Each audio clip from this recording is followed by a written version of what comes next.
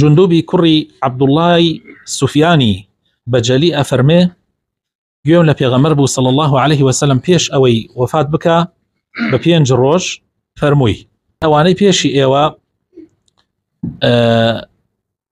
گۆڕی پێغەمبەرەکان و پیاوچاکەکانی خۆیانیان ئەکرد بە مزگەوت، بۆیە ئێوە شتیوا مەکەن، گۆڕی پێغەمبەرەکانتان مەکەن بە شوێنی نوێشکردن و مزگەوت، من قەدەغەتان لێ یەکەم لەو کارە.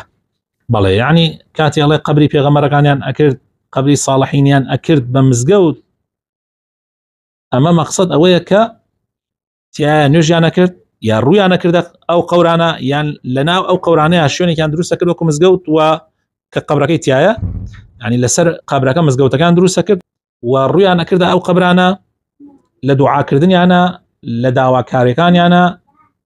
لە ڕەغبەت و حەزەکانیانە. ئەم جاهە لەم حەدیسە پێغەمبەری خوا صلی الله عليه وسلم بۆمان ڕوو نەکاتەوە، یعنی ئەوەمان بۆ دەرەخا لەم حەدیسە کە تەوحید شتێکی زۆر زۆر گەورەیە، هەروەها وریامانی شکاتەوە لە هاوبەش بڕیاردان و هەموو ڕێگایەک کە بگات بە شرک دای ئەخا پێغەمبەری خوا صلی الله عليه وسلم. یەکێ لەو ڕێگایانە کە ئەبێتە مایەی شرک، بەڵکو ئەتوانم بڵێم ڕێگایەکی زۆر زۆر سەرەکیە بۆ شەریک قەراردان، ئەویش بیناکردنە لەسەر قەبر، لەبەر ئەوەی کە ئەو خەبرە یان ئەو زیارەتکردنە بۆ ئەوێ و بیکەی بە شوێنی جەژن لەدایک بوونی و مردنی و مناسباتەکان لەوێ ئەنجام بدەی، یعنی ئەوە ئەبێتە هۆی ئەوەی کەوا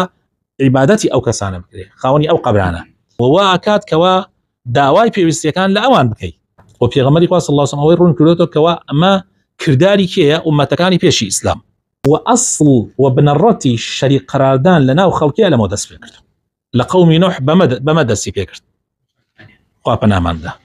یعنی هیچ دەرگایەکی نەیەڵا پێغەمبەری خوا صلی الله عليه وسلم لە دەرگاکانی شرک ئیلا دای خستووە، حتا پێش مردنی، حتا و 5 ڕۆژ پێش مردنێتی باس ئەوواکە، یعنی ئەڵێ نەوەک لەوە دوا قەبرەکەی خۆم بکەنە شوێنی عید، یعنی نوێشکردن لە لای قەبرە یان ڕوبەرە و قەبر خۆی بۆ خۆی بەری ئەوە کە کردوتە مزگەوت، حتا ئەگەر بیناشت لەسەر دروست نەکردە،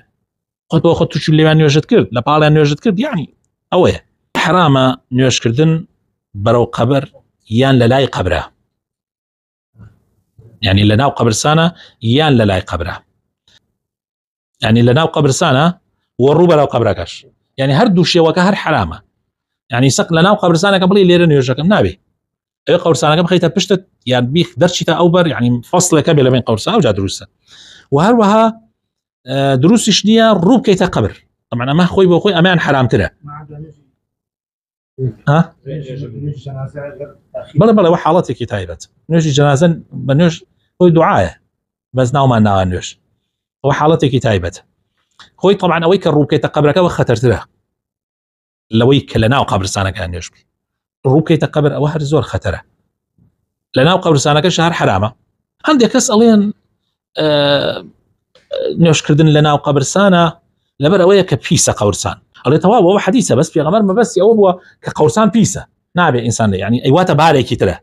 یعنی هۆکاری ئەم حەدیثە کە پێغەمبەر وا فەرمێ ئەوەیە کە پێغەمبەر ترساوە لەم ئومەتەکەوە تووشی ئەوە ببن کە یەهود و نەسارا تووشی بوون.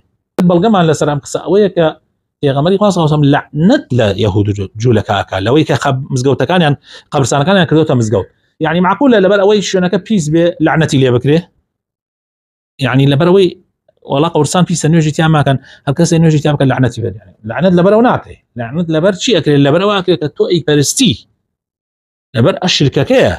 ئەیسا بڕۆ بۆ نمونە هەر قەبرستانێک هەر قەبرێکەوە ئێستا ئەیپەرستێ،